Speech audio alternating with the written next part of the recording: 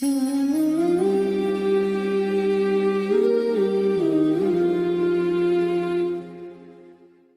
اللہ الرحمن الرحیم۔ ایک نفلی عمل کی فضیلت، ماہ محرم میں روزے کا ثواب۔ نبی کریم صلی اللہ علیہ وسلم نے فرمایا، ماہ رمضان کے بعد سب سے افضل محرم کے مہینے کا روزہ ہے۔ ایک گناہ کے بارے میں دوسروں کی باتیں سننا۔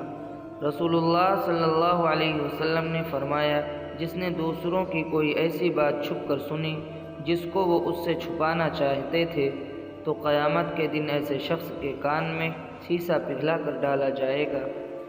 دنیا کے بارے میں دنیا کو اہم سمجھنے کا وبال۔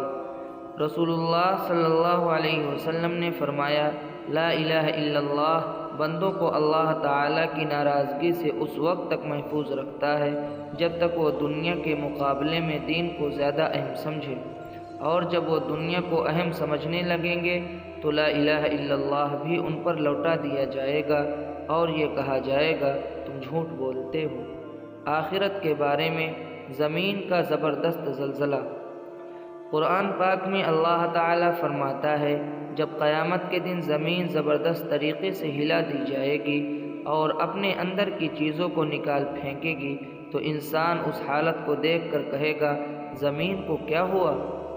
اس دن زمین وہ تمام چیزیں بتا دے گی جو اس پر کی گئی ہوں گی کہ فلاں شخص نے مجھ پر یہ اچھا یا برا عمل کیا تھا، اور یہ سب اللہ کے حکم سے ہوگا۔ قرآن اور طب نبوی سے علاج۔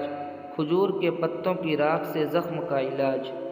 احد میں جب رسول اللہ صلی اللہ علیہ وسلم کا چہرہ مبارک زخمی ہو گیا تو رسول اللہ صلی اللہ علیہ وسلم کی صاحبزادی حضرت فاطمہ رضی اللہ عنہ خون دھوتی تھی اور حضرت علی رضی اللہ عنہ زخموں پر پانی بہاتے تھے۔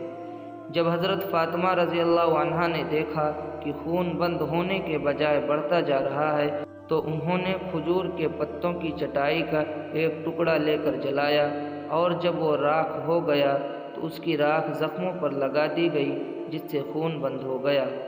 فائدہ: کھجور کے پتوں کی راکھ خون کو بند کر دیتی ہے، اور اگر تازہ زخموں پر جن سے خون بہہ رہا ہو چھڑک دیں تو خون بند ہو جاتا ہے۔ قرآن کی نصیحت۔